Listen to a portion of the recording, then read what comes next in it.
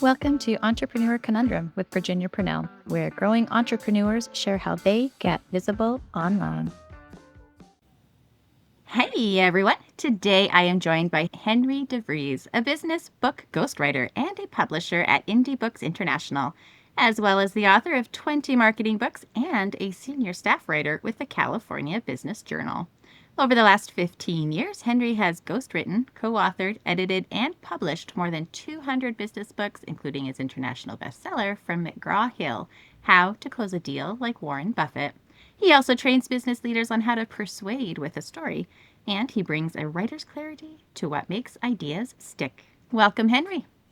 It's so great to be here, Virginia. Thanks for having me. You're welcome. Thanks for being with us today. So how'd you end up where you are? Oh, well, I've known what I've wanted to do since junior high, and it was to make a living by writing and speaking. And then that led me to marketing, and then that led me to writing books and advising people. And then people said, hey, why don't you help me write a book? And as we said, that's 200 published books ago. Look at you go. Yeah. Who's your ideal people? Who do you serve? Oh, my ideal people are advertising agency people. So direct marketing, digital marketing, these type of people. And I used to run a large advertising and PR agency. So they are my people. I know their pain and I've cracked the code on how to solve it. Perfect. So how do you get in front of them? Well, it's all about typing and talking. So I say my magnificent 7 items start with the top 3 is 1, put on small scale seminars. I did a small scale virtual seminar today. And then number 2 is give how-to speeches. So I'm giving a podcast today. I'll do podcast tomorrow. I host my own TV show and I'm a thought follower. So I don't say I'm a thought leader. I'm a thought follower. I bring people on and shine a spotlight on their work. And then I have a weekly newsletter that 2,500 people have signed up for. Also, I'm writing monthly for the California Business Journal, so covering marketing topics. So I meet people there. So the magic is in the mix. You generate leads by generously giving information away that's helpful to people. And don't put all your eggs in the same basket. No, because the only constant is change, especially in lead generation. So you need to keep moving. And as one thing vanishes, you've got other things to back it up. And you do stuff with social media as well, correct? I do. I'm posting every day and sharing information on social media. LinkedIn and Facebook are my social media drugs of choice. So I'm on there a lot. And then also, it's not all information. Sometimes it's just fun or observations I have. So a default setting is humor, so I'll use humor on there a lot. And we tend to learn through it too. And people like funny people. Yes, that's so much. Somebody the other day, Virginia said, I love talking to you. You're so sarcastic. And I said, no, I'm working on that. Don't work on it on my account. And I said, well, it's gentle sarcasm. I'm positive and cynical all at the same time. I think it's some of that business journalism background. I had mentioned that you train business leaders. Do you coach them as well? Is that what you do? Oh, I do some coaching. I'm hired to put on workshops like for CEOs and their C-suite on how to persuade with a story. I've written a number of books on that topic. And you might be persuading investors. You might be persuading employees to do what you want them to do. You might be persuading job candidates to choose you versus some other firm, or prospects to have a conversation with you. Why with story? Well, the recent research in the neurosciences proved that people do not make decisions with the logical part of their brain. They use the emotional part of the brain. And the way to access that part of the brain is to take a cue from Hollywood, which is the emotion picture capital of the world, is to appeal to the emotions, and you do that through story. So you tell stories that are true, and these stories, you're not the hero of the story, you're telling a story about someone like them, and how you are the mentor character in the story that got them through a nemesis problem. And those stories are just quickly go to the decision part of the brain that, oh, this person understands it, this person gets it, this person is someone who can take you from here to there.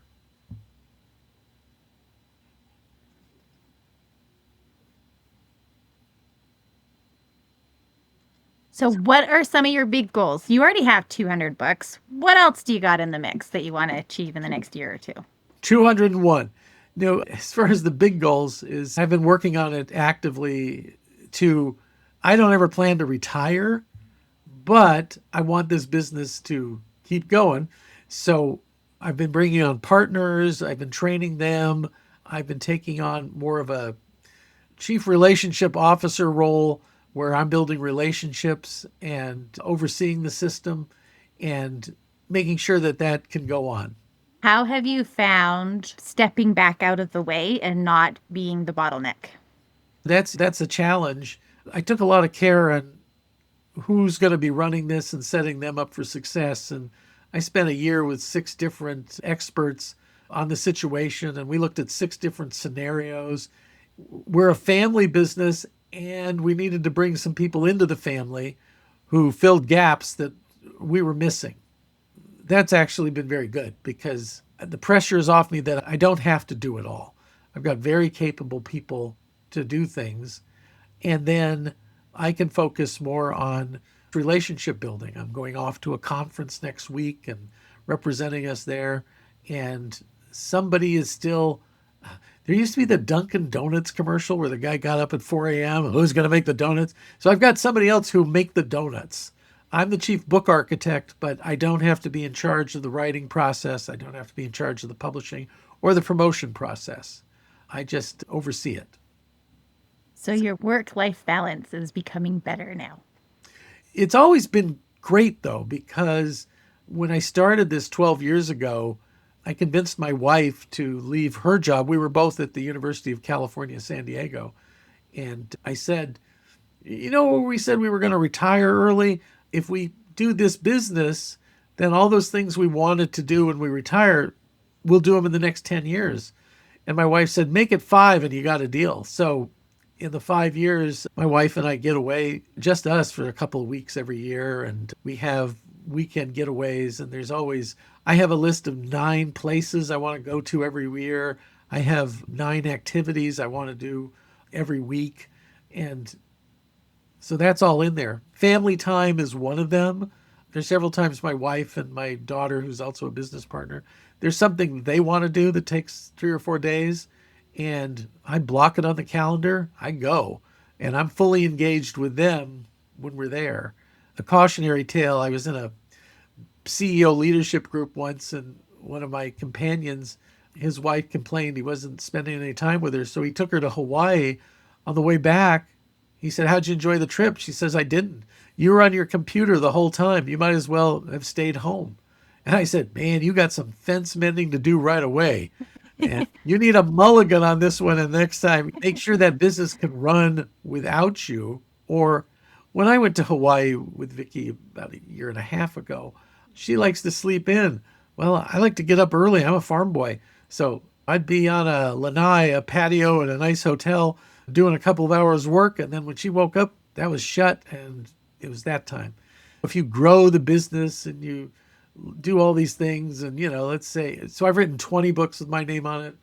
I'll write more, but it's not a number. Success is progress toward a worthy ideal. It's the progress. It's not, as you say, it's not the destination. So it's the progress. So as long as I'm having progress in that direction, I'm satisfied. That's awesome. And I like how you think of it too, right? It's the journey, not just the destination or the end goal. Right. Did I enjoy today? Did I make a difference? Are you familiar with that concept from Japan, Ikigai? We would translate it, I think, to purpose, but finding something that, 1, you're good at, 2, you enjoy, 3, people value and they pay you money for it, and 4, it helps the world. If you can find something like that, and I have, it's helping experts do a book that solves a problem for people. And there's this untold ripple effect that's happening. We all have different religions and faiths. I read a book by a Jewish rabbi, and he talked about your purpose in life. And he says, that's easy. Your purpose is to help God's other children with the gift you were given by God. And when you think of that, well, my gift is helping people do books. And that's the real goal, is to help more of those people and set up something that will live beyond me to continue to help those people. Which is pretty cool. And I think it's fun how you've been able to, let's say, systematize it or whatever, so that they can follow your process and it can still lead on. And you're not the only one that has to run it. Can I tell you a funny systematized story? So I was a client with Michael Gerber and the eMyth Academy. And I was one of the most unusual clients they have, because if you know the eMyth, it's a book about how to systematize a small business. And out of Santa Rosa, California, they had a coaching business where it was all on the phone with people. And I live in San Diego, which is the other end of the state. So it would be an 8-9 hour drive. But I had my eMyth coach, and I said, I'd like to come up and buy you breakfast or lunch. And she says, oh, Henry, you don't understand. You're in San Diego and I'm in Santa Rosa, which is above San Francisco. And I said, oh, I understand. And I understand that Southwest flies there 8 times a day. What day would you like to have lunch? So I went up there, but I wanted to see their operation. I wanted to see what they were doing. I wanted to ask them more questions. And I guess they didn't have other clients who ever tried to do that. But I wanted to see how you systematize a business like this, because the system is the solution. So when I started Indie Books, I would write monographs. And somebody asked for some. I said, oh, I have a monograph on that. Let me give you the monograph. So a monograph, I first read about it when I was a lad, when I was reading the complete works of Sherlock Holmes. And Sherlock Holmes was always writing monographs so that he would let Dr. Watson read about the 273 different tobacco products in the United Kingdom. They're like a term paper or a white paper on a single subject. I got up to 36 about running the business. And then I said, we've created the systems. And there's a system for everything we do. Somebody asked me, do you just wing it? I said, oh, no. And I publish our processes. I share it with everybody who'll listen. Here's the 56 steps you take to market a book. You might not take all 56 steps, but here they are. Instead of just handing somebody a copy of a book, here's 1,001 ways to market a book. That's not really helpful to people. There's too many ideas in there. I say that's a lot of decision making. Yeah, I've boiled it down to 7. There's 7 things you do. These are the most pragmatic things. You do these 7 first before you do anything else. That's so fun. So going on that, what are the 9 easy ways to write a business book without having to take it years? Sure. And I'll do it fast. One is like Deepak Chopra does, get up at 4 a.m. every morning and write for a couple hours and then get on with the rest of your day. Not everybody wants to be in the 4 a.m. club. There is having somebody be a developmental editor who will work with you as a partner and ask you questions. Taking a workshop you do, recording the workshop, turning that into a book. Taking blogs and articles, I've done that from people and turned them all into a book. One way I don't advise is the misery approach. That's named after the Stephen King novel and movie about the guy locked in a cabin to come out with a book. But I've locked myself away for 2 to 6 days to write a book when somebody's assigned it and there's a rush and I have to do it. You can do it.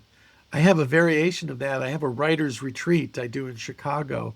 We just did one. We'll do another one in July where, spend 2 days with us, 9 a.m. Friday to 4 p.m. Saturday, and don't have any other plans. And I'll bring in food and we're going to work through it. And you're going to have a skeletal framework of the right book, a book you'd be proud of, 20 to 30,000 words, not the right words, but the words you're going to need to turn into that first and all important second draft of a book. So that's another way you can do it. Basically talking a book. I helped a CEO of a pharma company during COVID, a very busy person trying to come up with a cure for COVID, a vaccine, but he wanted to write a book. So I said, give me an hour a week And for 45 minutes, we outlined what he would talk about. And I said, now go for a walk with your smartphone and a recording app and record 15 minutes of you talking about what we just did. I turned those transcripts into a book. So there's all different ways you can do this. You don't have to just sit at a blank computer and like, what should I write? A lot of it starts with first, like if you were going to build a house, you wouldn't go, well, let's build a house. You'd have a plan, you'd have a blueprint, and you'd know what materials you needed to assemble before you had to build.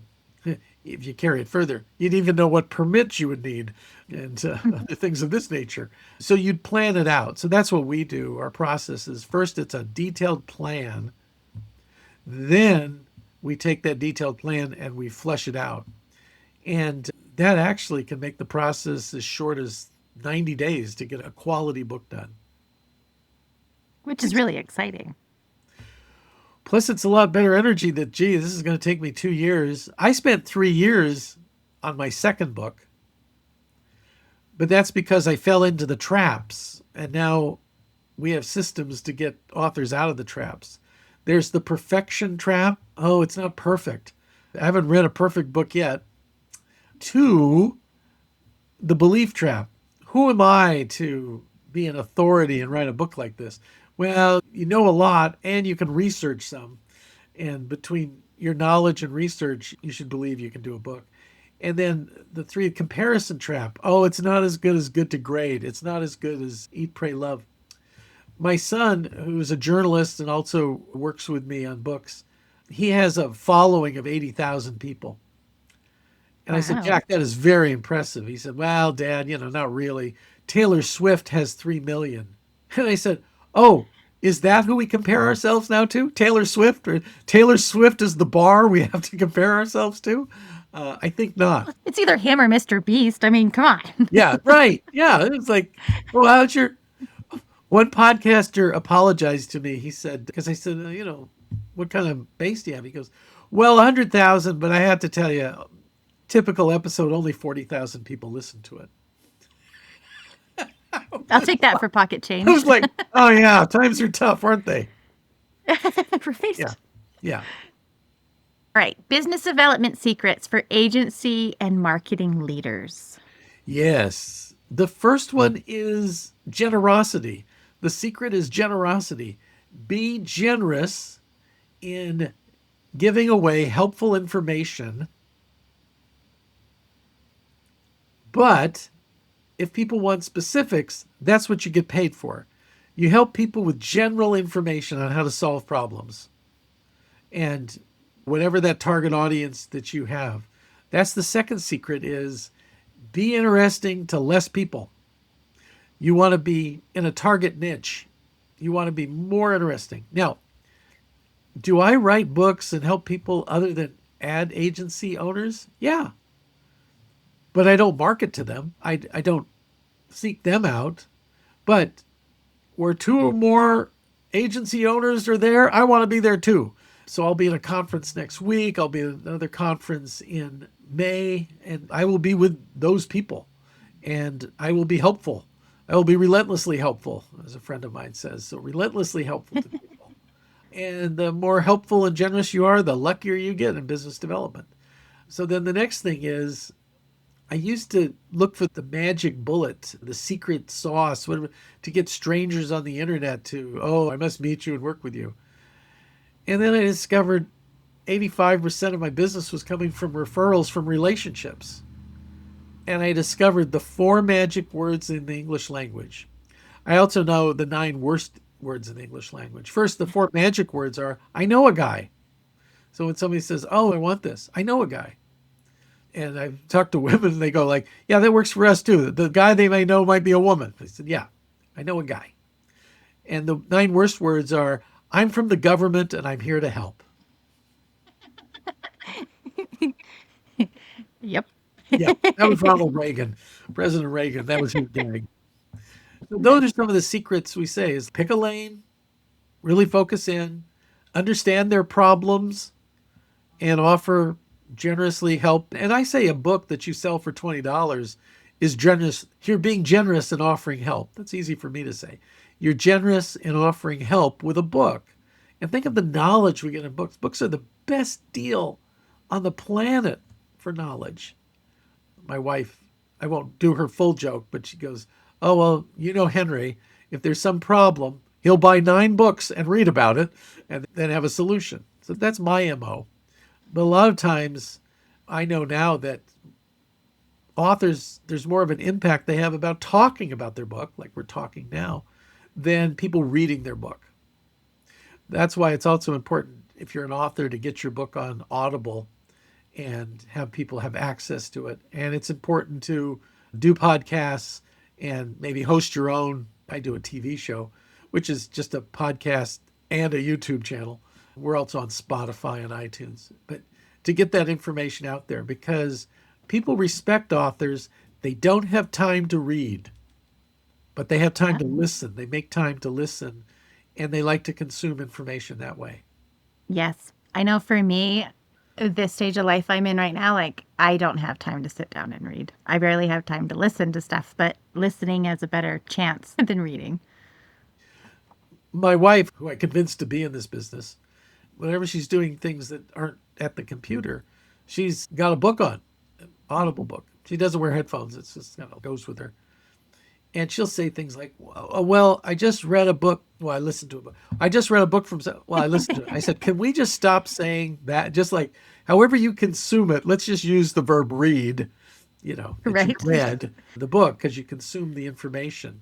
But in publishing, we know that that is becoming the dominant way that people want to consume nonfiction. Yeah, for sure. So, what's the best advice you have ever received? The best advice I had ever received, it was for growing my business. And the man was a weekly business journal publisher.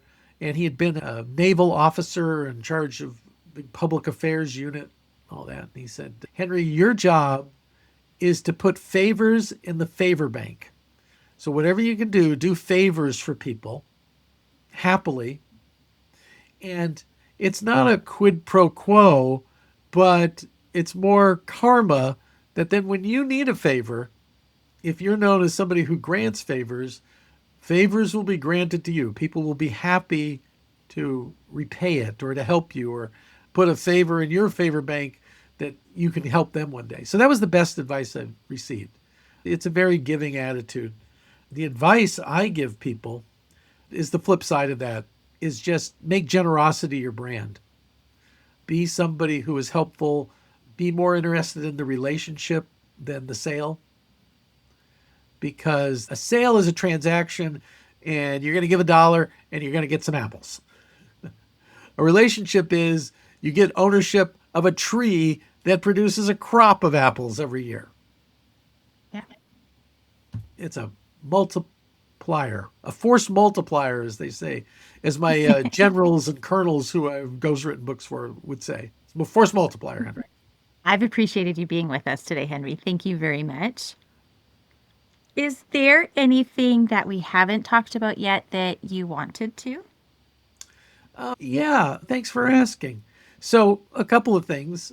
I have a book kickoff class where I help people answer 7 questions they should answer before they write a book or before they promote a book. And I charge $365, but anybody who would mention your name or this show, I will scholarship in. I will comp them in. They just need to send me an email and said they heard about it on your show. And there's no code I can give you or anything like that. It's just me telling the person in charge of events, let her or let him in.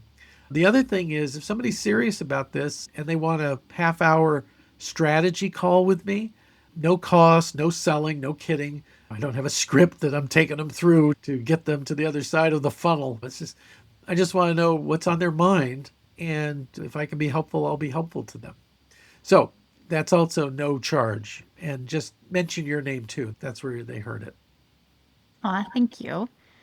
So for your course, the first one that you mentioned, is there a specific date that one is for? And we always have ones. If you go to my website, Indie Books International, I have to spell it INDIE, books, BOOKS, plural, and then INTL, abbreviation for international, IceTomNancyLarry.com.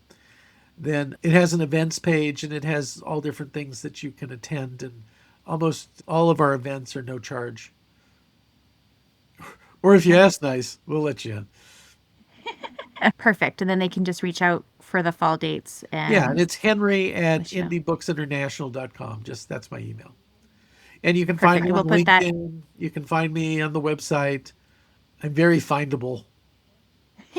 Good. Helpful. Yes. We'll make sure that those are also in the show notes and stuff too. I get some people finding me who I wish they didn't, but oh well. That's the price you pay. Beggars can't be choosers. Yeah. All right. So just one more time. What's your email? Or not your email, your website? My website is indiebooksinternational.com, and it's spelled INDIE, books, BOOKS, it's plural, and then Ice, Tom, Nancy, Larry, INTL.com, the abbreviation for international. Perfect. Did you want to touch on the one that's Persuade with a Story? Well, we also have, thank you for asking on that too. So I have a book series on Persuade with a Story, and I have a website with videos and articles on how to persuade with a story, the 3 characters you need to have in your story, the 8 different types of stories you're telling, a formula for telling a story with several beats that you can do all in 2 minutes. And these are great to tell prospects, to tell employees, to tell anyone. The stories must be true. They don't have to be 100% factual. We don't have to name names. We're not being a deposition. We're not doing a deposition before trial. This is something for educational purposes. So I show people how to do that. Sounds fun. Perfect. Well, thank you again for being with us. As they say at Chick-fil-A, my pleasure, Virginia. All right. Well, have a great day. Okay, thanks. Bye-bye. Thank you so much for joining us today. Be sure to subscribe and leave some love through a review. And I'll catch you on the next episode.